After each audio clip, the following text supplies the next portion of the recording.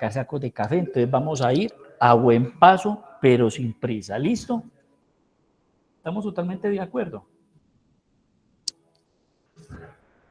Sí, doctor. Bueno, entonces 1, 2, 3, vamos a empezar bien. Entonces, cuando hablamos del tema de dorso o columna vertebral, es un tema supremamente importante.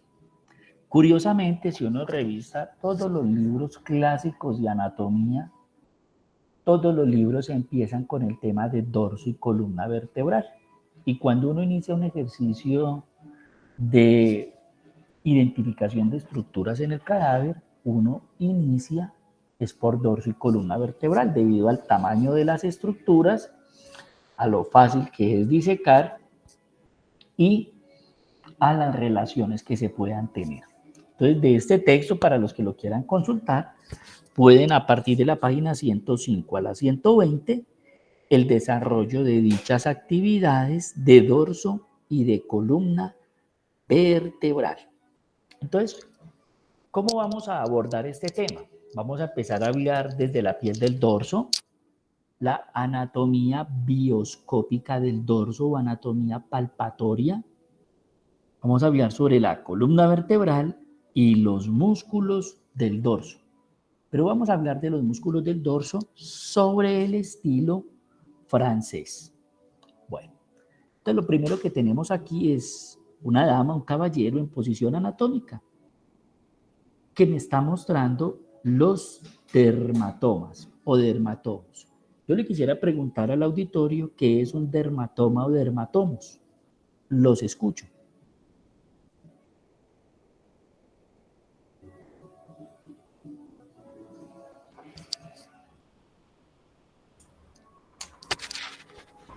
Doctor, un dermatoma es como el recorrido desde que el nervio, o sea, pues dependiendo de los nervios que salen de la médula espinal, los nervios raquídeos hacen un recorrido por una parte específica del cuerpo, inervando tanto sensitivamente como motor, tanto componente sensitivo como motor. Y la representación de cada dermatoma es de cada nervio que inerva esa zona. Bueno, eso es correcto. ¿Alguien más quería hacer una acotación?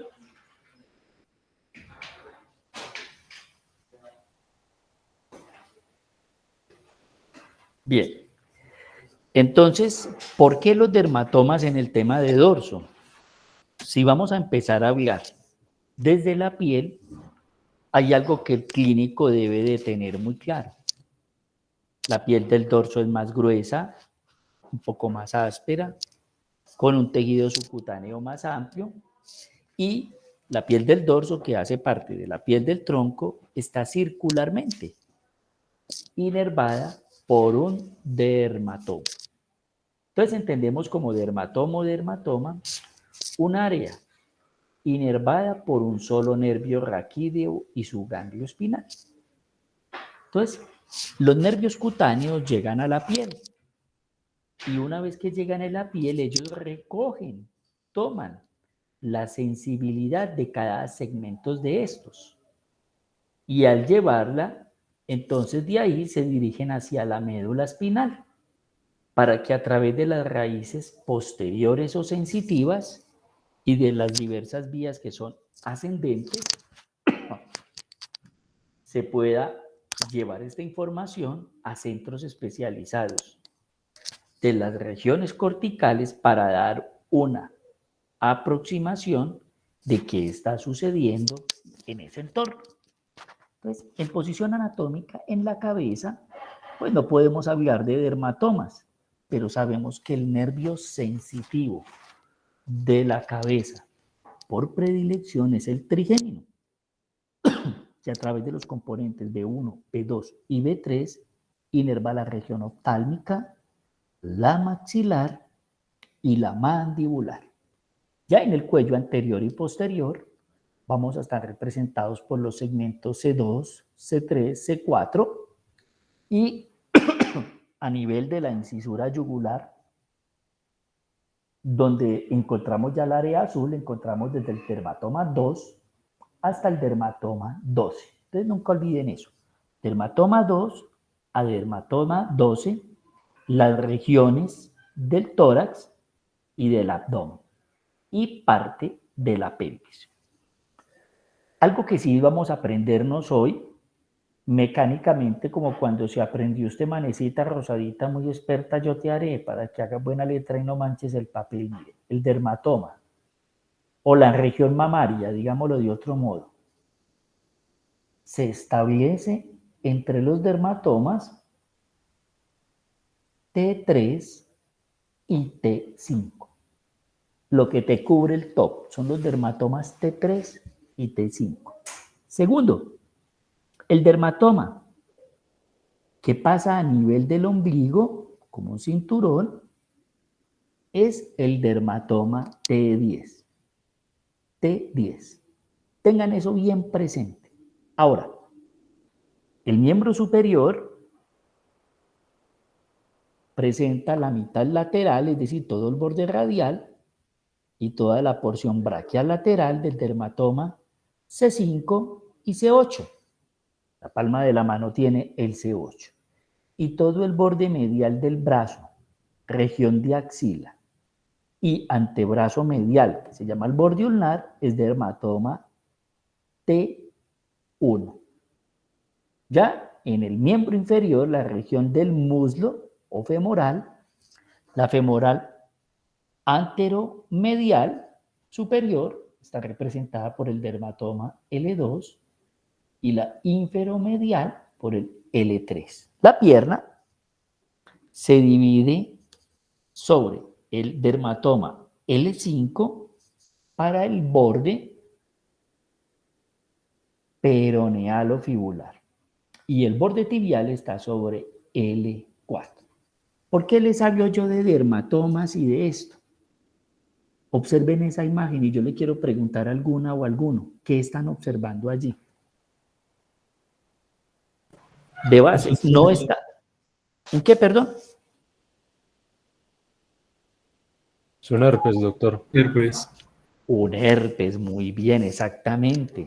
Qué ojo clínico tan bueno, excelente, un herpes. Listo, usted acaba de diagnosticar un herpes.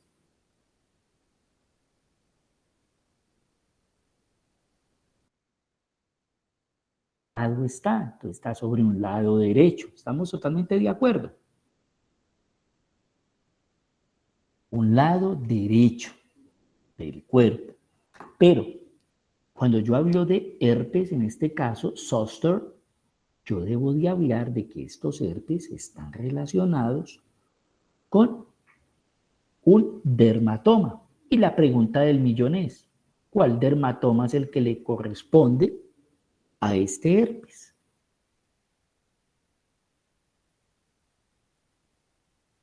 T4 o T3. Ahora sí, miren.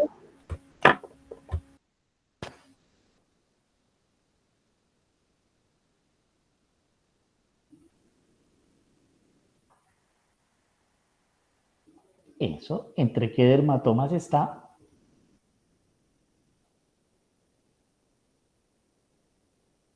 T3, doctor. Correcto, un T3, ¿sí? Porque mire que está por encima de la papila mamaria.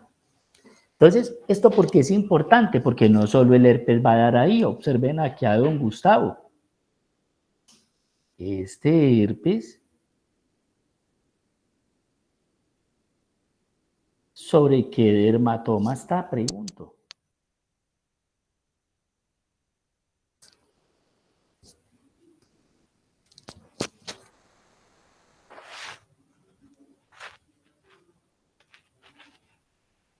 A ver, por 500 puntos y una invitación al De parque del pronto, café.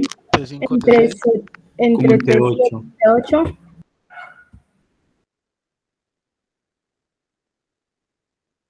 ¿Cuál, perdón? ¿T qué? T6, T7. T7 y T8. Bien, es válido, perfecto. Entonces, bueno, ya entendemos por qué, si vamos a hablar del dorso o espalda, que es que así se llama el tema, dorso, músculos y columna vertebral. Cuando usted como médico va a abordar eso desde la morfofisiología, ya sabemos por qué tenemos que empezar por piel. Porque es que hay muchas afecciones, muchas, y dentro de esas el ejemplo que colocamos del herpes, que En épocas de antaño se guarda esa infección primaria en un ganglio de la raíz dorsal y ahí queda guardado. Pero cuando nuestros componentes parasimpáticos secretomotores y cuando esos procesos psiconeuroendocrino-inmunológicos que hacen que el ser humano aumente sus corticosteroides, que subsecuentemente lo que hacen es, uno, aumentar las hormonas corticotropas y disminuir o bloquear los linfocitos, pues es cuando estos leones dormidos de antaño, varices o infecciones primarias se vierten por un transporte axonal y rompen en forma de vesículas todo el componente neurovascular y generan su reacción herpética en la piel. Eso sucede. Y como ese herpes puede aparecer desde la peineta hasta la chancleta, una de las áreas donde bien se hace evidente es en el tronco, especialmente en el tórax. Ahora bien, continuando con el estudio de estos nervios y de esas paredes posterior de tórax, yo quisiera que algún compañero me diera una explicación de esta imagen. Es la típica imagen que encontramos en los libros de Wolf, Nature, la encontramos en Subuta y cuando la vemos decimos next, la siguiente. Pero hoy no le vamos a sacar el kit a esta imagen. Vamos a aprenderla muy bien. Así que, ¿qué compañero se quiere arriesgar a darnos esta interpretación?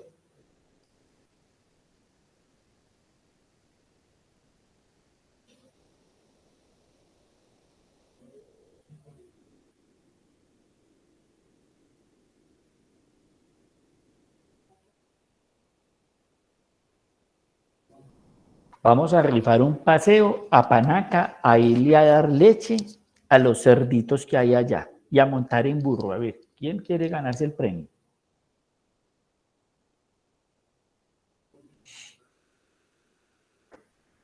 Pero uno solo, no tantos.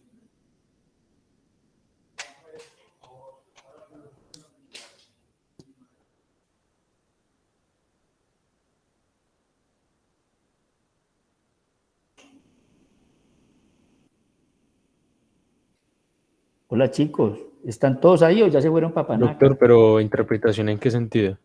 Explicarla. No decirme en qué hay ahí, porque ahí están los nombres, sino qué se evidencia en esa imagen. Pues doctor, ahí se evidencia lo que sería pues los músculos de la pared torácica, algunas costillas y la médula espinal discurriendo por el por el conducto espinal, Eso sí. conducto vertebral.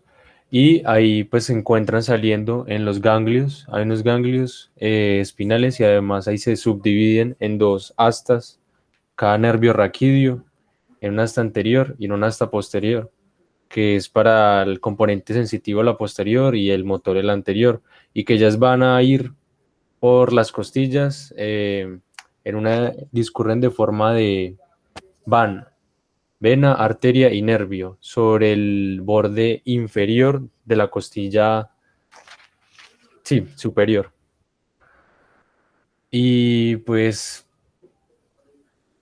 sí, pues prácticamente eso. Bueno, muy bien. ¿Alguien más tiene otra interpretación?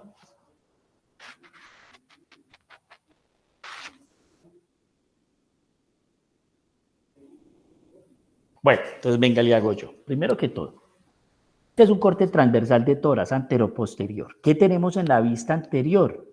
Uno, nos sirve para ubicarnos la parte distal del esternón y el apéndice sifoides. Y atrás tenemos cuerpo vertebral con sus procesos laterales y apófisis espinosas. Listo. Segundo, identificamos que este corte es de un paciente o de un cuerpo de género femenino. ¿Por qué? por el abultamiento que encontramos aquí, observe, acá, y la acumulación de grasa entre el pectoral mayor, la fascia pectoral y el serrato. Mire esta grasa que hay acá. Esto es lo que llamamos el espacio de seno, cavidad o cavidad, ahí está.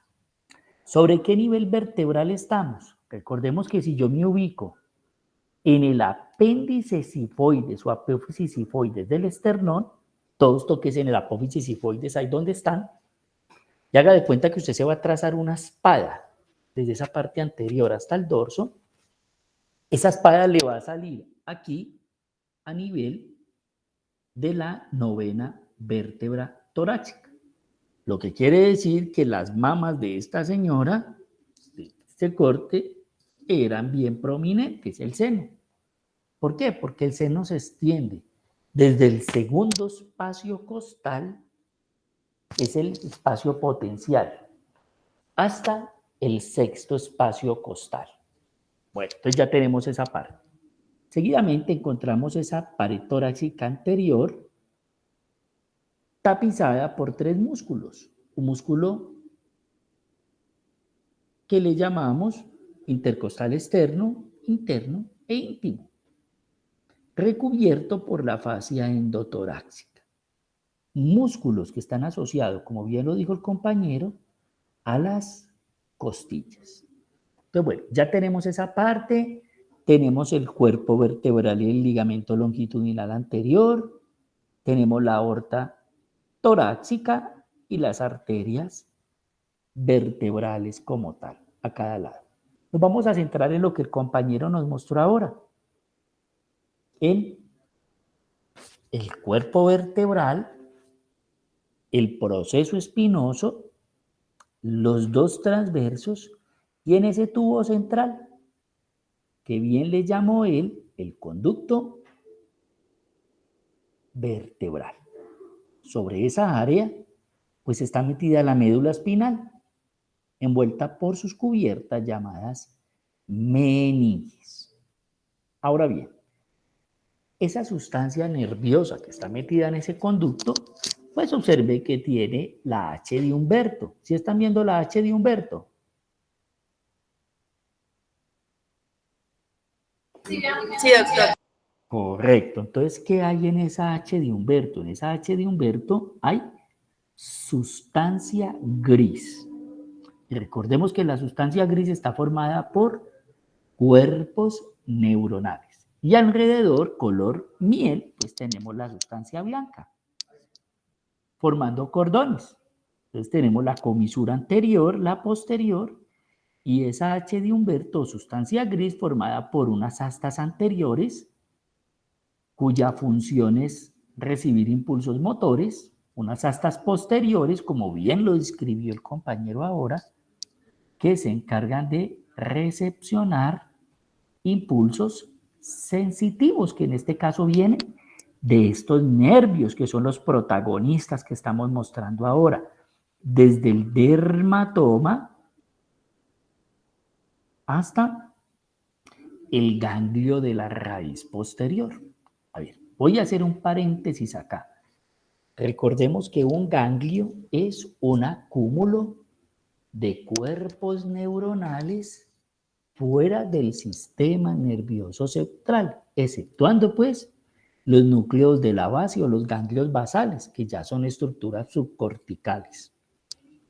¿Qué más tenemos? Que la H de Humberto, en la mitad del asta anterior y del asta posterior, que en algún libro no le van a llamar asta, sino cuerno, usted ve otras astas o cuernos, una al lado derecho y otra al lado izquierdo. Esas son las que se conocen como las astas intermedio laterales, muy estudiadas por André Latarjet, ya que estas astas recogen todos los impulsos sensoriomotores que provienen de los componentes esplagmológicos del cuerpo humano. Me hago explicar. Todos los procesos motores o sensitivos que presentan las vísceras, la información ingresa a través de esas astas intermedio laterales. Ahora salgámonos de esa asta intermedio lateral y pasemos a la posterior y al ganglio. Ya reconocemos que luego viene el nervio, que bien lo describió el compañero con el van, y que a ese nervio pues le aparecen fibras sensitivas, ingresan, provenientes del dermatoma. Pero yo quiero que observemos algo. Que esto que estamos describiendo por donde va la manito de manera transversal, se comunica de manera vertical con unas cadenas paraganglionares al lado y lado de la columna vertebral. La pregunta que les quiero hacer es, ¿qué nombre reciben esas cadenas?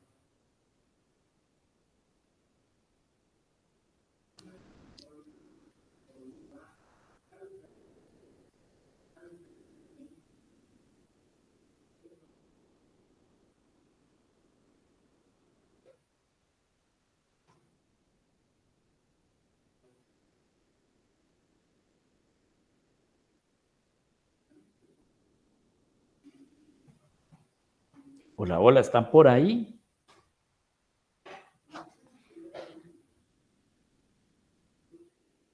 Cadenas ganglionares simpáticas. Esas son las cadenas ganglionares simpáticas, correcto, caballero. Y observe que esas cadenas ganglionares simpáticas se conectan con estas raíces espinales a través de dos ramos. Un ramo que le llamamos albo y otro ramo que le llamamos gris. Entonces, ¿qué son los ramos albos o ramos comunicantes albos? Son los mismos ramos comunicantes blancos. Ellos conducen axones de neuronas preganglionares del sistema simpático que vienen de la médula y están cubiertos de mielina. Por eso se les llaman albos, ¿sí? Estos son posterolaterales y se extienden desde el nivel L2 de la columna hasta el nivel T1. Ahora, ¿cuáles son los ramos comunicantes grises? Los más mediales. Estos conducen axones de neuronas postganglionares del sistema simpático que se dirigen a las uniones neuroefectoras de órganos. Entonces, mientras los grises van hacia el componente motor, los albos van hacia el componente sensitivo. ¿Y esto qué tiene que ver con dorso? Mucho. Porque ¿quién dijo que dorso es solamente los huesos y los músculos? Un paciente con una patología o con una lesión, trauma o con alguna afección en el dorso va a sentir dolor.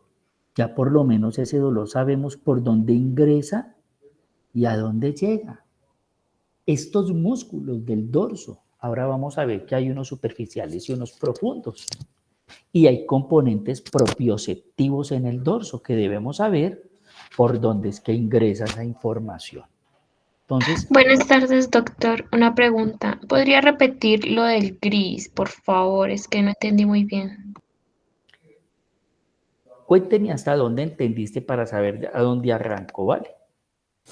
Pues yo entendí que son postganglionares y no sé si van hacia el componente motor o sensitivo y no Es, sé desde a dónde se extienden tampoco.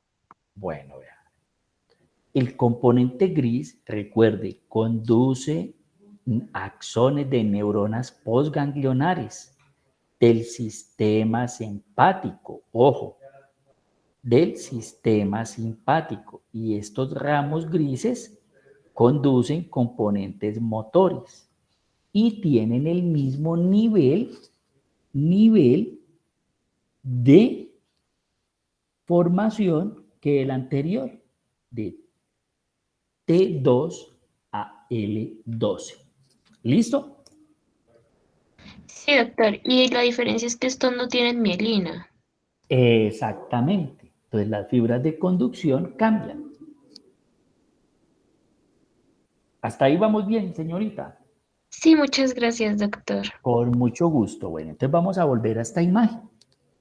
Y esta imagen es muy bonita porque mire que nos está mostrando una vértebra, dos vértebras, su disco intervertebral, el agujero de conjunción por donde emerge el nervio raquídeo con su ramo posterior, pero de igual manera me muestra un ligamento longitudinal posterior, un plexo venoso y las meninges que protegen la médula espinal. Me muestra una dura madre, una aracnoides, un espacio subaracnoideo y la madre piadosa o aquella membrana muy delgada que me cubre externamente toda la médula, desde la fisura mediana anterior hasta la fisura mediana posterior. Bien, entonces con esa imagen yo lo primero que quiero preguntarle a todos ustedes es ¿para qué sirve la espina dorsal? ¿Para qué sirve? La espina dorsal es lo que conocemos como columna vertebral.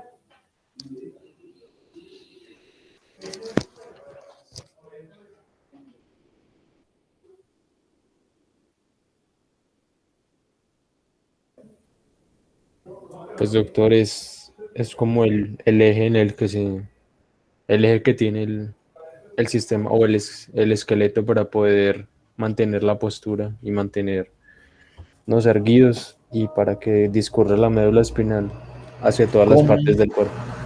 Compañero, usted acaba de decir dos cosas muy importantes. Primero que todo, recordemos que esa columna embrionariamente se forma por la acción de miotomos, dermiotomos y esclerotomos, en especial por los esclerotomos, que se unen y me forman las vértebras.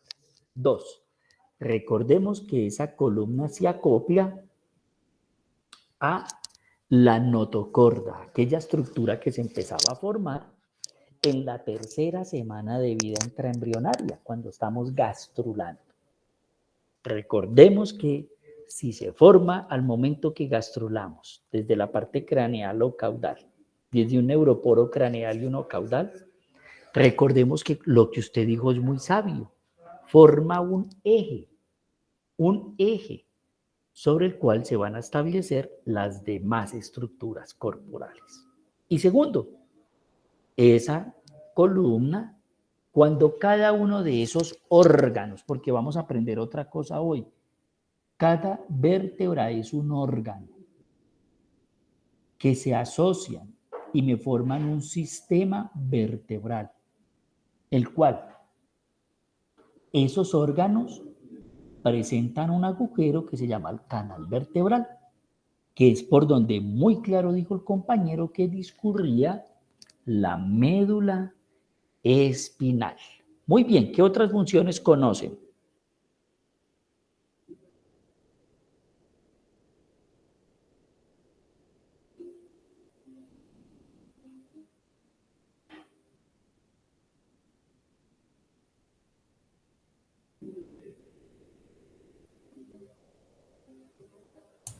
Inserción de músculos, costillas. Es correcto, permite la inserción de 12 pares de costillas para ayudar a generar la reja torácica. Permite la inserción de músculos y de ligamentos para poder flexionar el tronco con respecto al cuello, la cabeza y los miembros, tanto superiores como inferiores. Eso está muy bien. Bueno, entonces aquí, por ejemplo, estamos viendo una gráfica de 1500 en la cual estaban dándole realce a aquellos músculos. Si continuamos con el orden que les estaba mostrando ahora, ya pasando de la piel, de los nervios superficiales y entrando a estudiar la espina dorsal o columna, mi profesor, mi maestro, que siempre recordaré con todo cariño, el doctor Eduardo Pro, en su libro nos presenta esta imagen de Roxana. En esta imagen de Roxana, en esta vista posterior dorsal, Roxana nos está presentando la proyección de la columna vertebral y en especial de las apófisis espinosas. Proyecciones que nos tenemos que aprender muy bien, porque una competencia que debe de tener el médico es aprender a palpar la columna vertebral a través de los procesos espinosos. Y segundo, a través de los diversos procesos espinosos, identificar diversos niveles de corte transversos y qué estructuras anatómicas se proyectan desde la parte dorsal hacia la parte ventral. Entonces, ahí donde están sentaditos, vamos a ubicar el borde inferior de las dos orejas, los lóbulos de las orejas, el de la derecha y la izquierda, derecha e izquierda, y los vamos a juntar en la línea media. Y cuando yo junto mis dos deditos en la línea media, espero que estén haciendo el ejercicio, estoy ubicado sobre la protuberancia occipital externa. Pregunta, ¿cómo le llaman a la protuberancia occipital externa?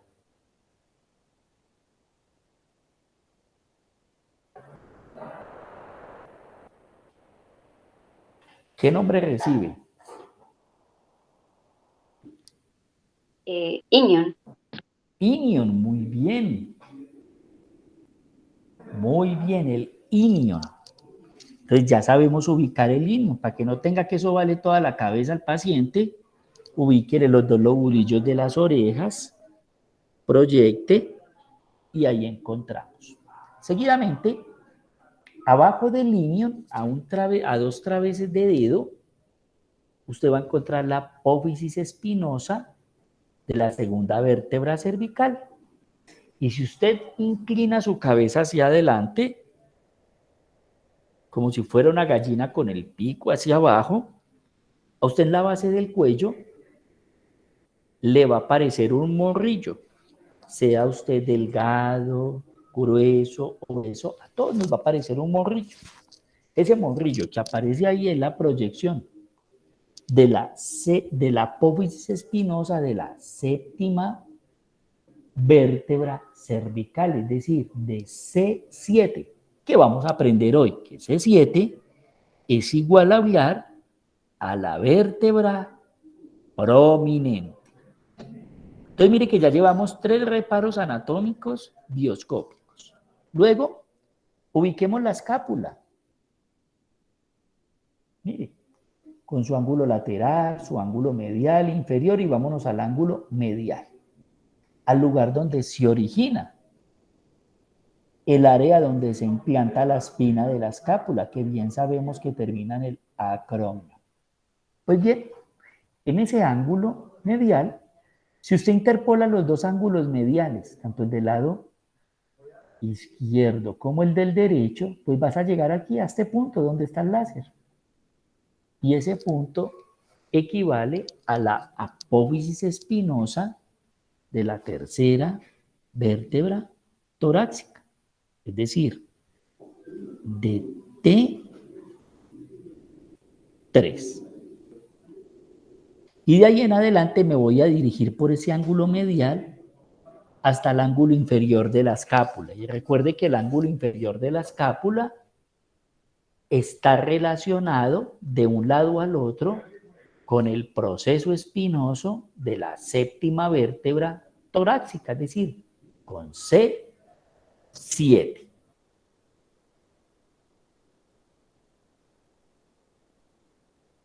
Seguidamente,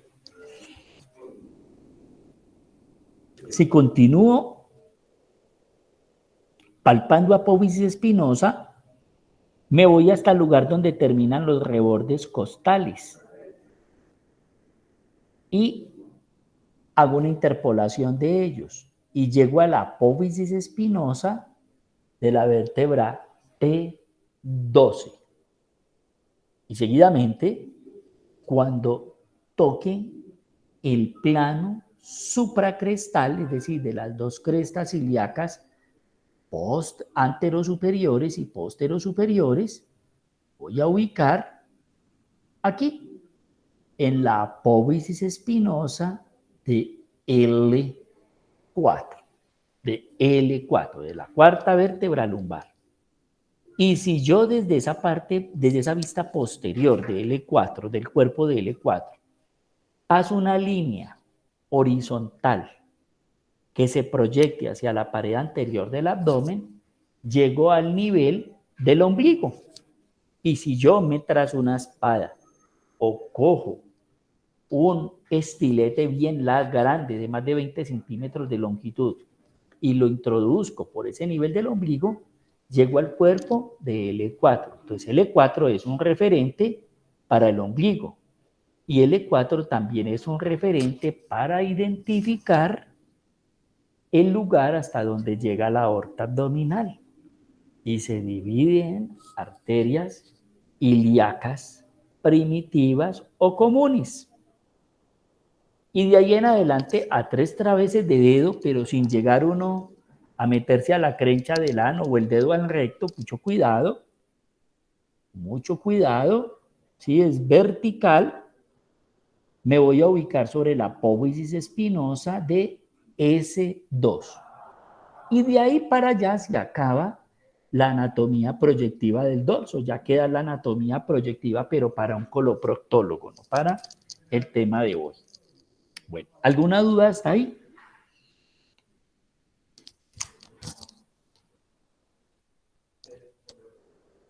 Sofía, ¿estás por ahí?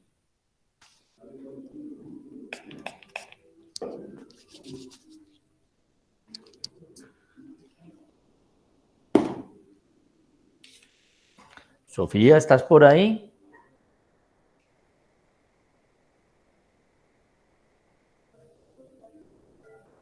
¿Sí me están escuchando, chicos? Sí, doctor. Bueno, entonces vamos a hacer un llamado a lista. Juan Felipe Amaya. Perdón, Juan Felipe Calle.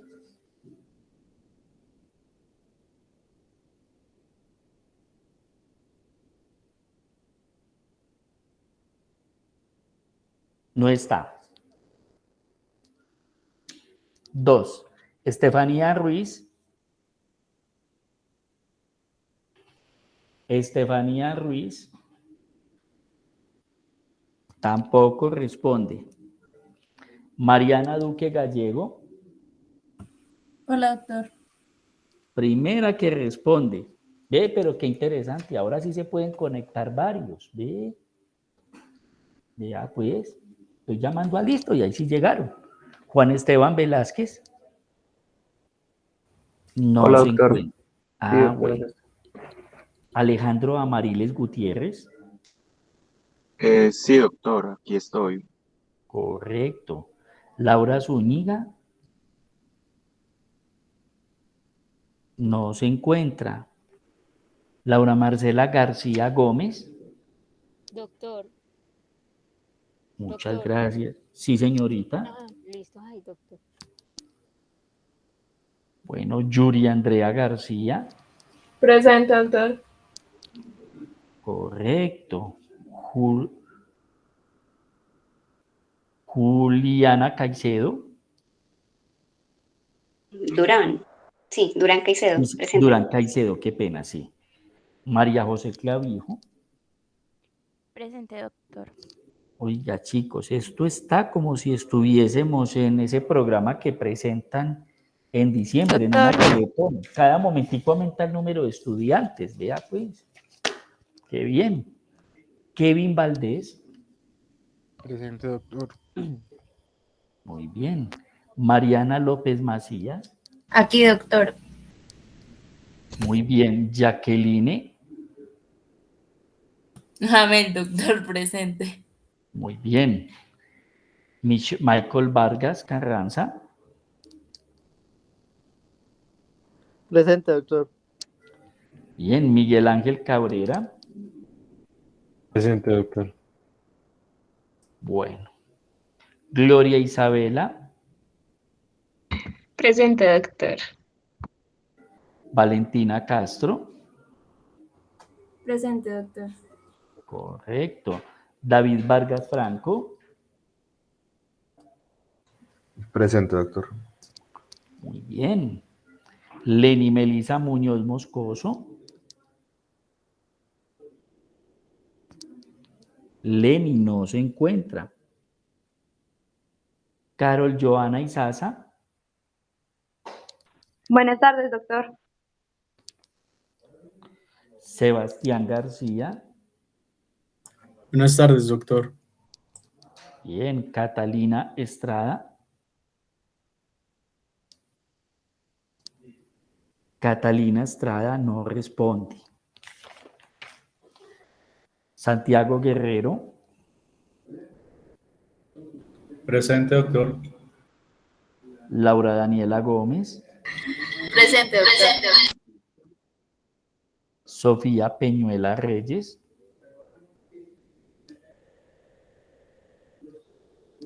No responde. Jovan Ricardo Guevara.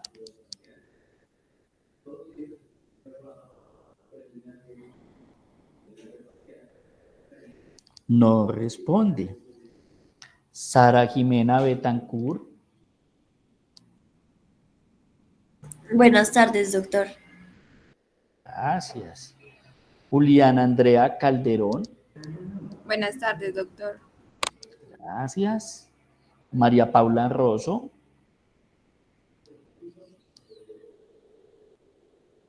No responde. Camilo Acosta Ramírez. Doctor. ¿Me habla Camilo? Sí, doctor. Presente. Gracias. Claudia Mercedes Castillo. Presente, doctor. Luisa Quiseno Jiménez. Presente, doctor. Gracias. Daniela Uribe García. Presente, doctor. Juan Santiago Chamorro Barahona. Presente, doctor. Gracias. Viviana Alejandra Cepeda Villada.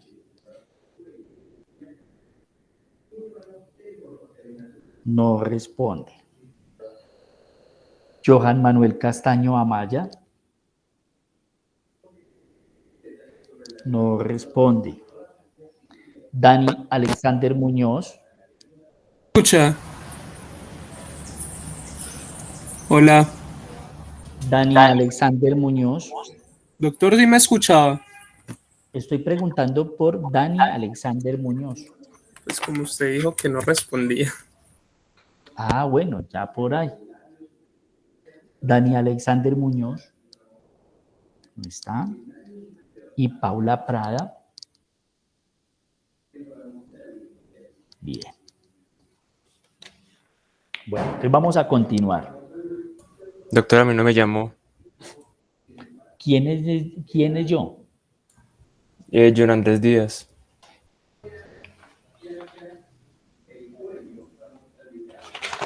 ¿Usted vino ayer a clase, John? No, doctor, yo le mandé un correo y una compañera me hizo el favor de hablar con usted, pues que no podía asistir a la práctica. Ah, correcto, es que estoy llamando con la lista de ayer. Entonces, por eso no me apareces. Ah, listo, doctor. Doctor, yo creo Muy que a mí bien. tampoco me llamó, no sé si no escuché. Juan Felipe, te llamé primero y no me contestaste. Ah, no me di cuenta, doctor, qué pena. Bueno. Ok. Vamos a continuar entonces con la presentación. ¿Listo? Me avisan si todavía pueden ver. ¿Pueden observar la imagen? Sí, doctor, se ve Sí, claramente. doctor. Correcto. Bueno, entonces, el mismo libro de Eduardo Pro nos presenta Doctor, qué este cuadro. pena. Es que usted ahorita preguntó si teníamos una duda sobre la imagen anterior y yo sí tenía una duda, sino que usted empezó a llamar y entonces no pude hablar de la duda. Es sobre la apófisis espinosa en S2. Usted, pues esa parte no la entendí muy bien, era como la última. Bueno, ¿tenés claro qué significa dos traveses de dedo? La verdad, no, doctor. Bueno, entonces vea, coja su mano y junte el segundo dedo y el tercer dedo. ¿Listo? Que queden las dos uñitas cercas. ¿Hasta ahí estamos claros? Sí, doctor. Igual, cerca no pueden quedar porque falta una parte del segundo dedo para ser igual al tercero en longitud. ¿Listo? ¿Hasta ahí estamos claros? Sí, doctor. Bueno, esos son 2 traveses de dedo. Ahora, junte el cuarto dedo. ¿Ya lo juntaste? Entonces, ¿quién queda en la mitad? El que llamamos el dedo del corazón. ¿Listo? Hasta ahí ya estamos ubicados. Sí, doctor.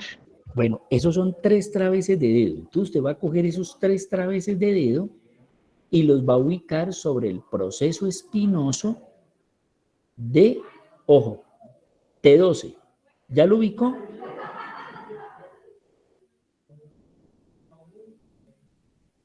La verdad, no, doctor. Bueno, venga, vamos a hacer una cosa. La próxima vez que nos veamos en práctica, le enseño bien a palpar en vivo y en directo ese pedacito, ¿vale? Porque Listo, así doctor. queda como un poquito difícil. No es que me sienta que he fracasado, sino que queda un poquito difícil el que nos ubiquemos. Lo que te quiero decir es que usted junta esos 3 deditos y coge los 3 pulpejos y los coloca, el primer pulpejo lo coloca aquí donde termina el proceso espinoso y de ahí da un salto a esta vértebra. Hay 3 traveses, luego da un salto a la segunda, a la tercera, y cuando llega al lugar en donde empieza la crencha del ano, que es lo que llamamos la línea que divide los 2 glúteos o nalgas, ahí en ese espacio superior es donde se proyecta la apófisis espinosa del S2 o del segundo componente de la cresta sacra media. ¿Listo? Sí, doctor. Gracias. Bueno, listo. Entonces, ¿puedo continuar acá? Sí, doctor. Bien, gracias, señorita. Bueno, entonces les decía que del libro de Eduardo Pro aparece este cuadro, el 1.1, proyección de estructuras en los niveles vertebrales.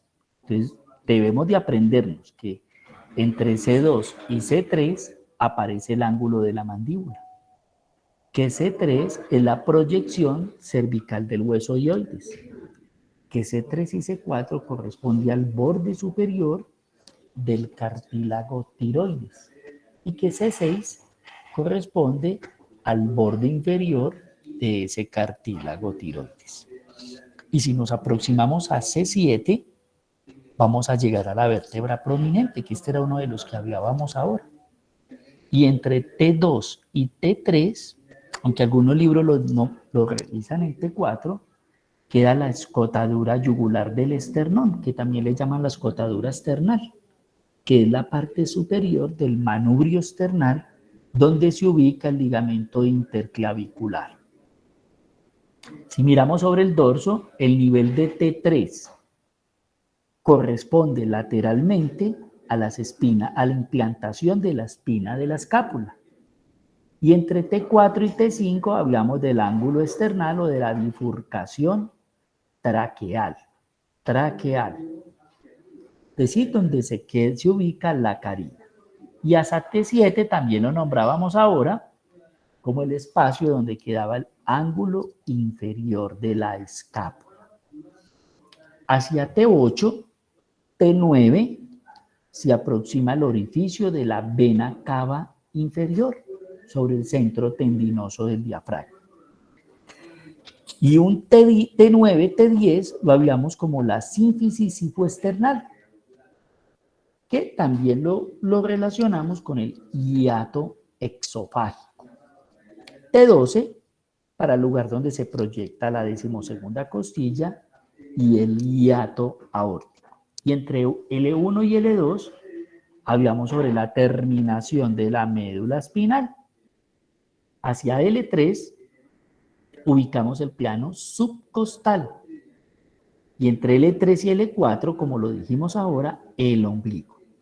Ya para L4, un plano supracrestal y como decíamos ahora, hacia donde se bifurca la aorta, y un L5 para un plano intertubercular. Entonces ya con esta aproximación que tenemos de la anatomía bioscópica del dorso y de la columna, revisemos otro punto, que la columna vertebral no es como un poste o como un una guadua o un vilarete.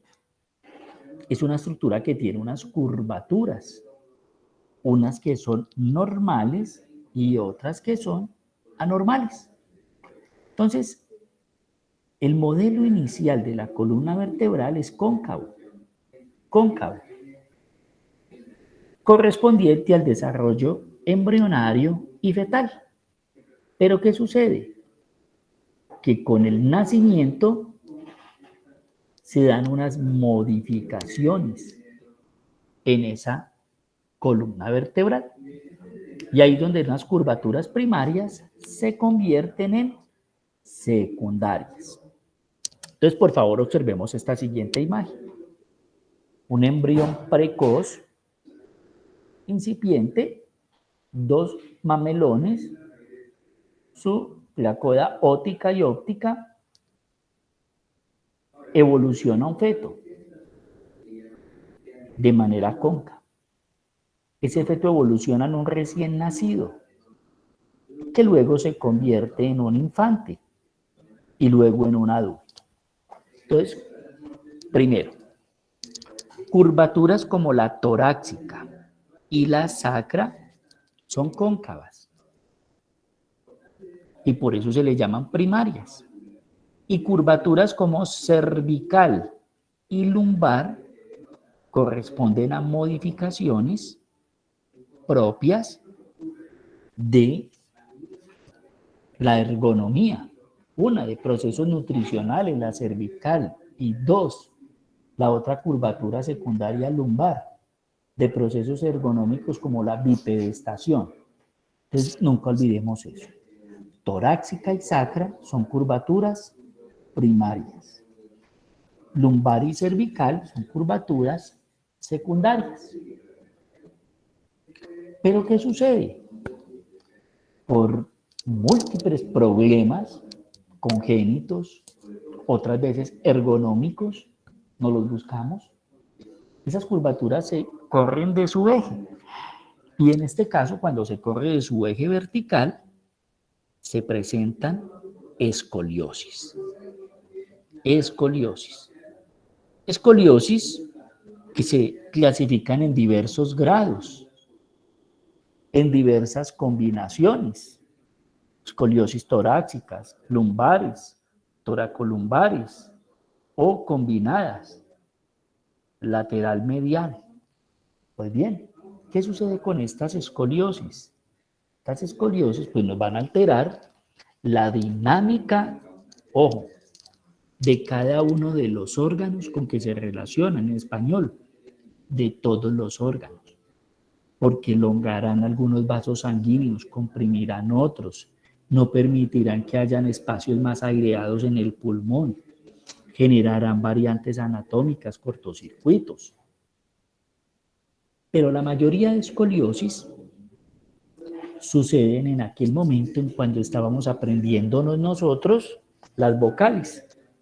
¿Se acuerdan de esa señora que decía, Juan Felipe? ¿Y qué decía luego la señora?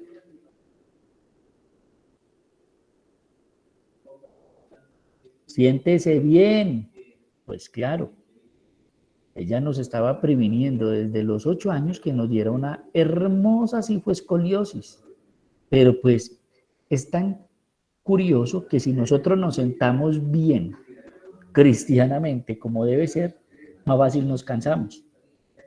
Porque si le hacemos una valoración el próximo lunes a 1 por 1 de los estudiantes de este curso, encontramos que todos, desde el profesor y Johan hasta el último de la lista, vamos a tener una leve escoliosis, pero una leve escoliosis ergonómica. Otras sí son congénitas. Por ejemplo, ¿cuándo son comunes las escoliosis congénitas? Recordemos a los problemas que hay del cierre del tubo neural, los problemas causados por enfermedades raras, mucopolisacaridosis, entre otros. El síndrome de Frohnhausen, en otras palabras, del niño duende, son comunes que se desarrollen. Bueno, viene otra alteración que se presenta en la columna lumbar. Pregunta, La columna lumbar, ¿qué tipo de curvatura presenta? ¿Primaria o secundaria? Secundaria, doctor. Correcto. Bueno, entonces, esa que se presenta en la columna lumbar con proyección al sacro se denominan las lordosis. Lordosis. Entonces, en posición normal hay dos tipos de lordosis, unas congénitas y otras adquiridas, y otras adquiridas por estética. En la lordosis congénitas, muchas de ellas son causadas por problemas del desarrollo, enfermedades del colágeno. En lordosis, como el cuento, estéticas causadas por implantes de colágeno a nivel de los glúteos. Y la tercera, que es la lordosis gestacional, que es propia de la mujer que está en gestación. Normalmente en una mujer no embarazada, el eje lumbar pasa por la parte, ojo, anteromedial de la cabeza femoral, pero en la mujer gestante, gracias a esos 1.200 miligramos de placenta, gracias a como mínimo esos 3.800 gramos que pesa el feto, y más 1.500 de líquido amniótico y otros, casi 6.000 y algo, pues, ¿qué tiene que hacer la mujer? El eje de gravedad se desplaza hacia adelante, por delante de la cabeza del fémur. Y para compensar este peso, la mujer debe de caminar con los pies un poco abiertos y levantar la región lumbosacra. Conclusión, toda mujer en gestación, por lo general, presenta unos glúteos elevados. Otros pacientes, como en el caso de la enfermedad de Schauermann significa en alemán el duende, el hombre duende. Se generan porque en estas vértebras, tanto las cervicales como las lumbosacras, aumentan los espacios de los discos intervertebrales y al aumentar, pues se nos van a arquear más la columna como tal. Ahora bien, vamos a hablar de cada uno de los componentes llamados órganos que hacen parte de esa columna vertebral. Entonces, esa columna vertebral está formada por unos órganos llamados vértebras, de los cuales básicamente tenemos tres modelos. Unas que se llaman cervicales, otras torácicas y otras que se llaman lumbares. Entonces, básicamente, una vértebra se compone de un cuerpo,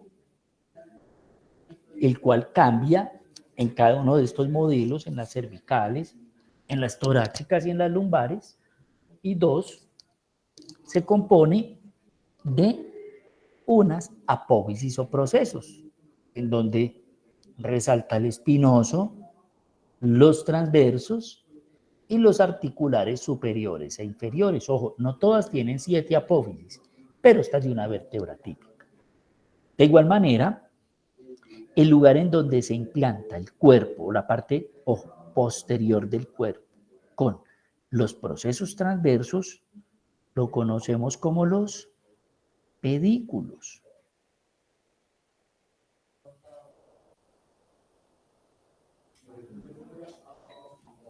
Correcto. Y los espacios en donde se unen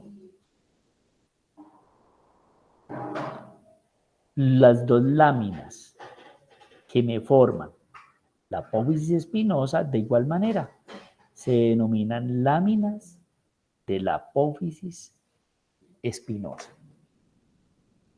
Embrionariamente, una vértebra, recuerden que se forma por los esclerotomos, que me generan un arco anterior que está compuesto, como decíamos, por el cuerpo vertebral y por los 2 tercios anterior, por el tercio anterior de los pedículos, y un arco posterior Está compuesto por los 2/3 posteriores, en donde están los pedículos, las láminas y las apófisis. ¿Cuál es el lugar en donde viene a ubicarse la médula espinal como órgano de ese sistema nervioso central? Este.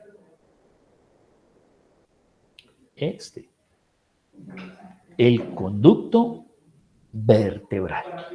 Bueno, entonces el ejercicio que vamos a hacer en este momento es identificar las características de las vértebras por regiones. Vamos entonces a arrancar con las cervicales. ¿Cuántas son las vértebras cervicales en condiciones normales? Pregunto. 7, doctor. 7, exactamente. Hay casos en los cuales hay pacientes que presentan 8 vértebras, no son muy comunes, una supernumeraria, pero eso pues no es que haya nacido premiado, no, antes se vuelve una desgracia. Y segundo, hay ocasiones en las que algunas de esas vértebras vienen fusionadas, y es lo que genera el famoso síndrome de Klippert-Feil, la típica persona que tiene fusión entre C3, C4 y C5. Por lo tanto, su cabeza la tiene rotada hacia un lado y para poder girar hacia el otro debe de orientar su tronco. Características de esas vértebras cervicales. 1, son 7. La primera, la segunda y la séptima son atípicas. ¿Qué significa atípicas? Que no se repiten, tienen características únicas y específicas. Más la tercera, cuarta, quinta y sexta conservan el mismo patrón normal. Entonces aquí tenemos una primera vértebra cervical o atlas. Ella presenta un arco anterior, un arco posterior, no presenta cuerpo. A cambio, pues ella lo que va a presentar son 2 masas laterales, en donde en cada masa aparecen unas carillas articulares superiores, unas carillas articulares inferiores. Al lado de esas carillas están los forámenes transversos, por donde van a ascender las arterias vertebrales, y lateral a estas, pues vamos a encontrar las apófisis transversas. Es de importante resaltar que el arco anterior va a presentar un tubérculo anterior, y sobre la cara anterior del agujero vertebral va a presentar una carilla articular o faceta que va a permitir articularse con la carilla articular del proceso odontoides, también llamado el diente del axis, en donde se forman los ligamentos cruciformes. Sobre el tubérculo posterior va a ser incipientemente bífido, y ese lo relacionamos como el primer tubérculo espinoso. Nuestra segunda vértebra le llamamos el axis. Presenta un cuerpo fuerte con 2 masas laterales también a los lados, en donde están las carillas articulares superiores que se articulan con las carillas articulares inferiores del atlas. Tiene unas carillas articulares inferiores que se articulan con las carillas articulares de la C3. De igual manera va a presentar apófisis transversas con agujeros vertebrales, y lo que más la reconoce por los siglos de los siglos es la presencia de esta elevación vertical en toda la mitad del cuerpo. En algunos libros le llaman el proceso odontoides y en otros le llaman el diente del axis. Sugiero que le llamemos proceso odontoides porque es el término que es apropiado del latín. Ese proceso odontoides ya en la cara interna, como lo vemos acá, mira que tiene la carilla para la faceta del arco anterior del C1. ¿Qué características tienen estas vértebras cervicales? Que el agujero vertebral es amplio, porque recuerden que la médula espinal es de forma cónica, y sobre el nivel C1, C2 se da la primera intumescencia, es decir, donde se amplía y luego se angosta un poco. Luego, entre C3 y C7, vamos a tener que ellas van a presentar un cuerpo. Ese cuerpo tiene un borde superior y en el centro, pues eso va a estar ante mortem ocupado por matrices extracelulares que van a formar el núcleo pulposo. Recuerden que esas matrices extracelulares están formadas por protoglucanos, glucosaminoglucanos, indescanes, heparansulfato, condroitinsulfato, dermatansulfato, que lo que ayudan es a amortiguar el peso y a equilibrar el disco intervertebral. De igual manera, recordemos que ese núcleo pulposo es lo que equivale a tiempos embrionarios al reducto de la notocorda. A los lados del cuerpo, entonces, tenemos las apófisis transversas y los agujeros vertebrales. Además, presentamos los pedículos y adelante de ellos, atrás de ellos, perdón, las dos masas laterales con sus láminas que me van a formar la apófisis espinosa, las cuales son apófisis espinosas bífidas, como una lengua de una serpiente, bífidas.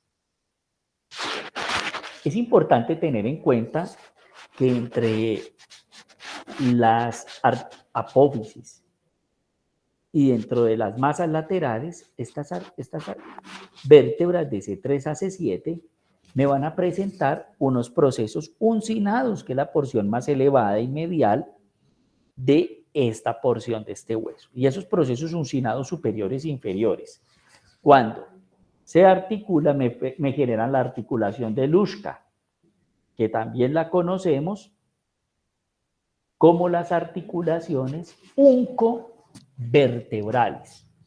Uncovertebrales. Échele un ojo a estas, porque es muy común las artrosis cervicales, de las cuales le va a hablar el profe de radiología. Bueno, ¿y qué mamífero tenemos ahí?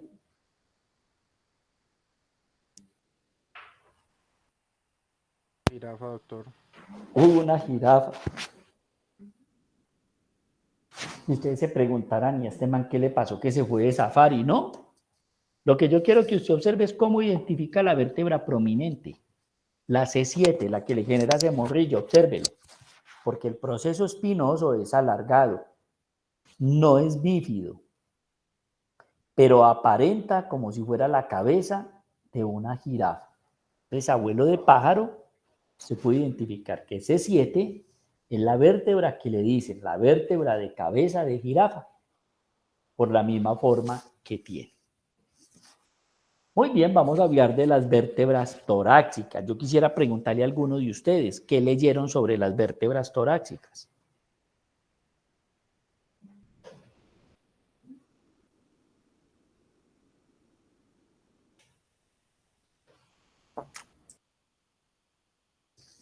Doctor, porque es que estas tienen unas carillas articulares pues diferentes a las de las otras vértebras porque en ellas se articulan las costillas. Es correcto, sí, señor. Que su proceso espinoso pues deja de ser bífido y que además es más recto a comparación de las que vienen debajo, que es más oblicuo. Bueno, bien. Van desde la T1 a la T12 y se caracterizan por tener un cuerpo en forma de corazón. Tenemos un corazón francés porque está iluminado de color azul. Ellas poseen una o dos fositas costales para articularse con las cabezas de las costillas, ¿sí? Entre la superior y la adyacente. Tienen un orificio vertebral circular, pero es más pequeño ese orificio que el que presentan las vértebras cervicales. ¿Por qué? Porque ahí se disminuye la longitud que presenta el agujero. Las apófisis transversas son largas y son robustas, muy gruesas, ¿sí? Con una longitud que disminuye de T1 a T12. Van disminuyendo poco a poco. siendo más notorio en T10. Y como bien lo dijo el compañero, también tienen fositas costales. Presenta además unas apófisis articulares superiores e inferiores, muy importantes para articularse con la vértebra superior o la adyacente. Y finalmente, una apófisis espinosa que presenta una inclinación de forma postero-superior. Es un buen cuerpo, las superiores, las inferiores y la apófisis espinosa de manera inclinada hacia la parte inferior. Perdón un momento.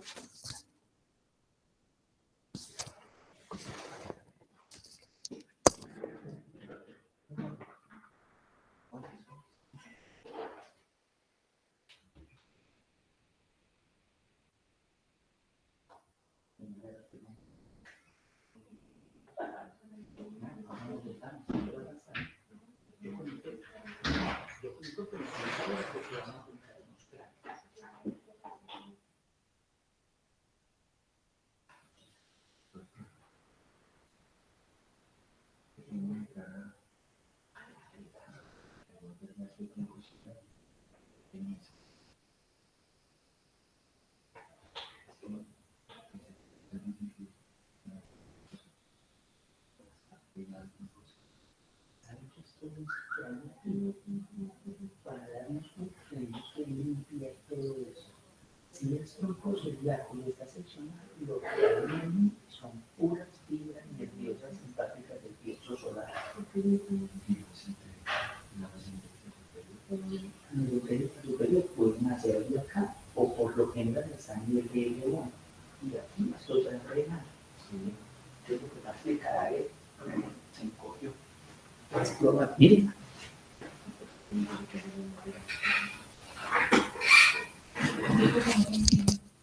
Nuevamente, ¿sí me escuchan? ¿Estoy acá? Sí, doctor, sí se le escucha. Perfecto. Entonces, esta apófisis espinosa es inclinada como tal. ¿Qué características entonces van a presentar las vértebras lumbares?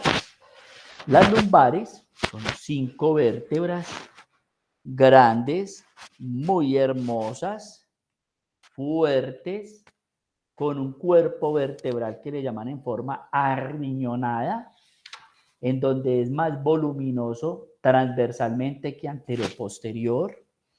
Tienen unos pedículos muy gruesos y a su vez escotados. Las láminas son más altas que anchas. Un agujero vertebral triangular, no en forma de corazón, ni triangular, amplio como a los modelos cervical, y un proceso espinoso cuadrangular en forma achatada, como lo podemos ver acá, todos estos procesos, que luego veremos que están estos protegidos por unos ligamentos Flowers y por unos ligamentos intertransversarios. Es de anotar que los agujeros de conjunción entre la superior y la inferior son más amplios para la salida o emergencia de esas raíces dorsales que hay allí. A nivel del sacro, recordemos que el sacro es la fusión de ¿cuántas vértebras? Pregunto.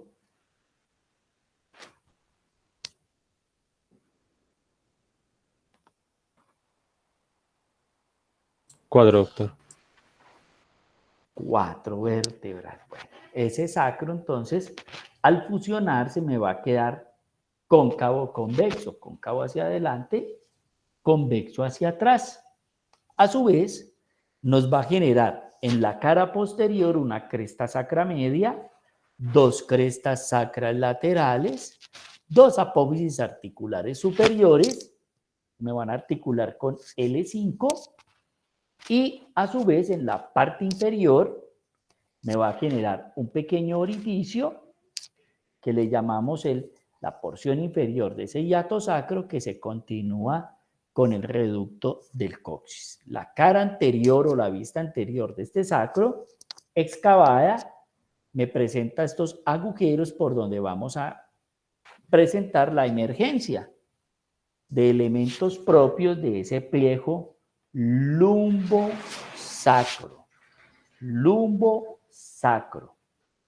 Ahora bien, ¿qué es importante tener en cuenta en este hueso sacro?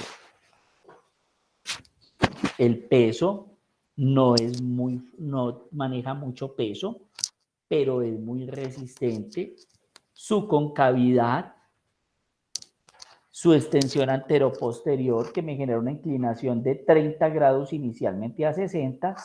¿Y esto por qué lo comento? Porque es la misma inclinación que tenemos hacia el borde posterior sacrococcígeo, para que quede, como lo llaman en términos de ingeniería, como una plomada, un eje o un nivel antero-posterior. Y el último de los últimos, el coxis, el reducto de 2, 3, 4, a veces hasta 5 vértebras fusionadas, a veces. Eso no quiere decir que se tenga el derrier más grande, ni que tenga mayor expansión para caminar como tal o para otras cosas, ¿no? Simplemente son aspectos evolutivos. Pero curiosamente, Doctor, estos tres, sí señor. una pregunta, ¿el sacro son 4 o 5? ¿Aló? Doctor, ¿se me escucha? Sí, sí. ¿Que el sacro son 4 o 5? 4 más un reducto. Ah, ok, muchas gracias. Una cosa es el número de orificios y otra cosa es el número de vértebras fusionadas, ¿vale? Gracias, doctor. Correcto.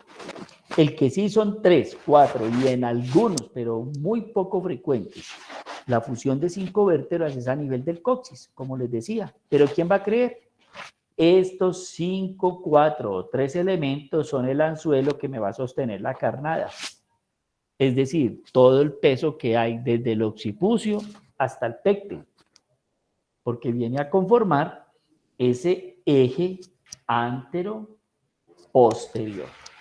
Y finalmente, pues entre cada vértebra vamos a encontrar, entre una y otro, unos discos intervertebrales, con una parte central sobre el núcleo pulposo y una parte lateral que está formada por una serie de laminillas que le llaman procesos lamelares, unos que van de derecha a izquierda y otros de derecha a izquierda, que finalmente lo que le dan es robustez, le dan es firmeza y apoyo a cada uno de esos componentes articulares. Ahora, ¿cómo se conforma un disco intervertebral? Lo mismo que un corte transversal de un árbol. Anillos fibrosos que se empiezan a compilar uno detrás de otro, dejando el espacio para el disco intervertebral. Bueno, présteme atención. El tema que continúa de aquí en adelante son las articulaciones de la columna vertebral a nivel cervical, torácica y lumbar, pero es tema que desarrollaremos en la próxima clase. ¿Estamos totalmente de acuerdo? Sí, doctor. Así que aspiro y espero que para la próxima clase tengamos una mayor audiencia, una mayor participación y que cada uno llegue con su tema preparado para poder generar una buena mesa de discusión. En ese orden de ideas le agradezco a todas y todos una feliz tarde y muchos éxitos en el resto del día. Muchísimas gracias. Doctor, Gracias, una doctor. pregunta. Sí, señor. ¿Me puede repetir, por favor, los temas de la otra clase? Las articulaciones. Articulaciones de la columna vertebral. Ah, listo, doctor. Gracias. Perfecto. Bueno, muchísimas gracias. Gracias, doctor. Gracias, doctor.